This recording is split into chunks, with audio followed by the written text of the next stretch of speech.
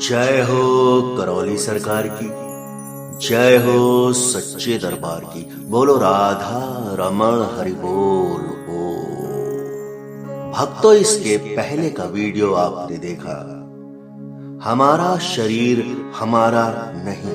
अगर हमारा शरीर हमारा नहीं तो हमारा क्या है, यह आपने करौली सरकार से समझा। तो आइए भक्तों, आज के इस वीडियो में हम चर्चा करते हैं।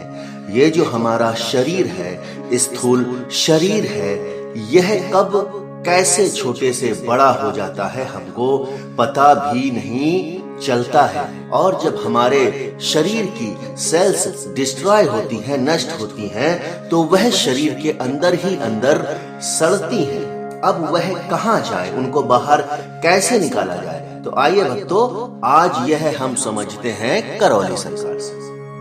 ये जो शरीर है, ये आप जो शरीर देख रहे हैं ना, यह स्थूल शरीर, यह कैसे छोटे से बड़ा हो गया हमको पता भी नहीं चलता है।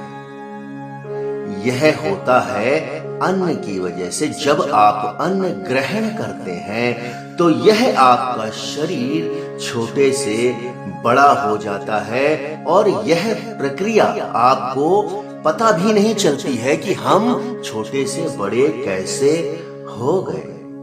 और एक महत्वपूर्ण जानकारी इसमें यह है कि यह जो हमारा शरीर है, यह 7 वर्ष में खत्म हो जाता है, मर जाता है। अब आप सोच रहे होंगे कि यह हमारा शरीर 7 वर्ष में खत्म हो जाता है, लेकिन आज हम फिर भी जिंदा है क्यों? तो करौली सरकार बताते हैं कि यह जो शरीर है, 7 वर्ष में यह शरीर मर जाता है। एक भी सेल्स नहीं बचती है ऐसी जो कि आपके शरीर को जीवित रखे। तो 7 वर्ष में यह जो आपका बना हुआ शरीर है, यह नष्ट हो जाता है। और फिर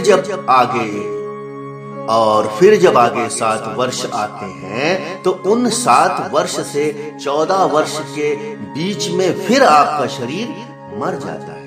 अर्थात 7 वर्ष पूरे होते ही आपका शरीर मर जाता है।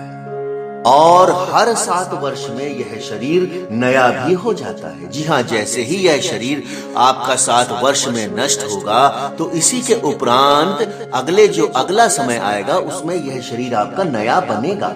अगले 7 वर्षों में यह शरीर बनेगा, और जैसे ही अगले 7 वर्ष पूरे होंगे, यह शरीर आपका फिर से नष्ट हो जाएगा।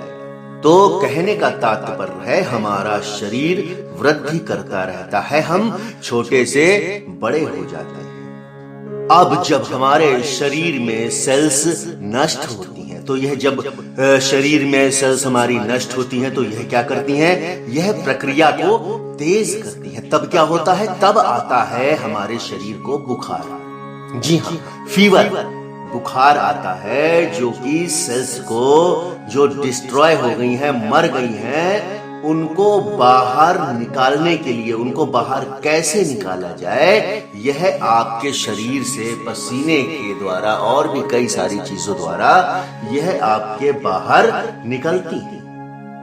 अब अगर इन सेल्स को, जो सेल्स आपके शरीर के अंदर सड़ रही हैं, गल रही हैं, नष्ट हो रही हैं, अगर इनको बाहर ना निकाला जाए, आपके शरीर के ही अंदर रहने दिया जाए, तो क्या होगा?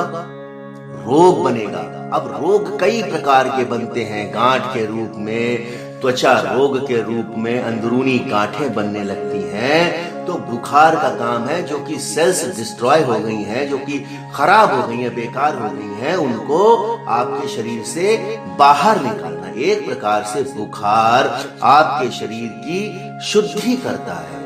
इस शरीर की शुद्धिकरण के लिए आपको बुखार आता है।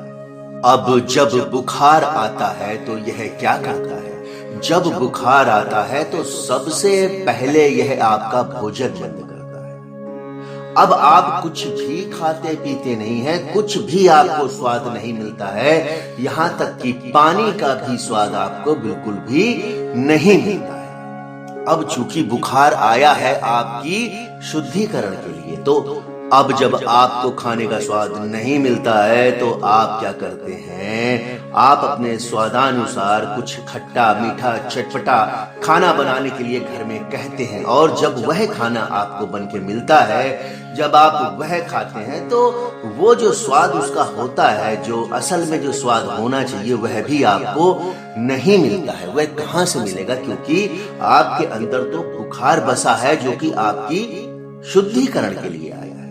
अब ऐसा करने से क्या करते हैं, जब ये हमको बुखार आता है और हम कुछ उल्टी सीधी चीजें खाते हैं, तो हम क्या करते हैं, हम बुखार को और ज्यादा दिन तक रहने का निमंत्रण देते हैं।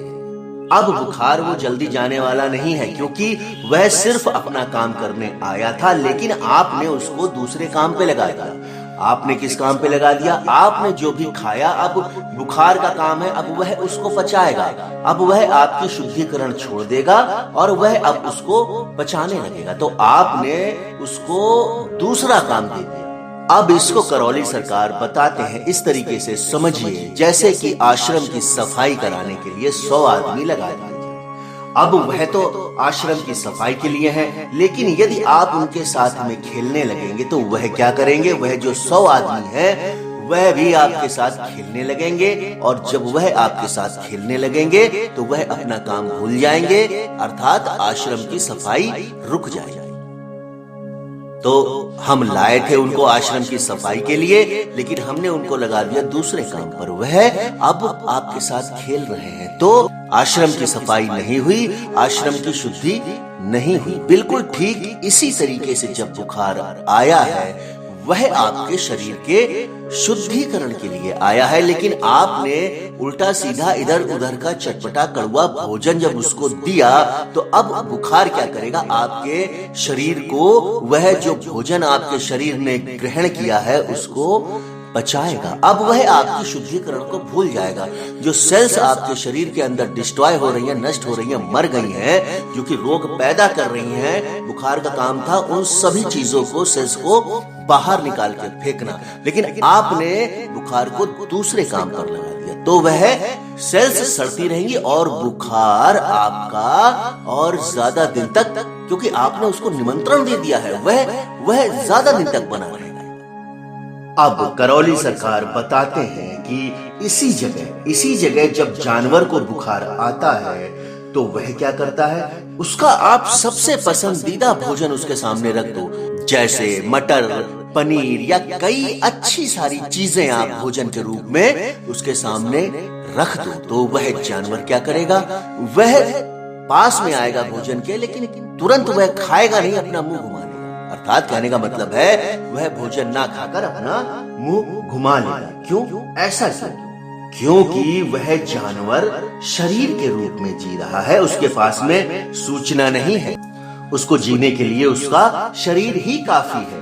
अब चूंकि उसके अंदर ज्यादा कल्पनाशीलता नहीं है, या कहें तो कल्पनाशीलता है ही नहीं, कर्म स्वतंत्रता भी नहीं है। अब जब कर्म स्वतंत्रता और कल्पनाशीलता नहीं है, तो इस वजह से वह खाने के संबंध में, खाने के विषय में सोच नहीं पाएगा कि यह कितना अच्छा खाना है, अगर हम इसको खा लेंगे तो हमको कितने आनंद की अनुभूति होगी, क्योंकि वह सिर्फ और सिर्फ भोजन देख रहा है। उसको यह नहीं मालूम है कि यह पनीर कितना स्वादिष्ट है, रसगुल्ला कितना स्वादिष्ट है, अगर हम इसको खाएंगे तो यह हमको मीठा लगेगा और यह हमको भोजन बड़ा चटपटा लगेगा। उसको, उसके शरीर के अंदर यह कल्पनाशीलता नहीं है, कर्म स्वतंत्रता नहीं है।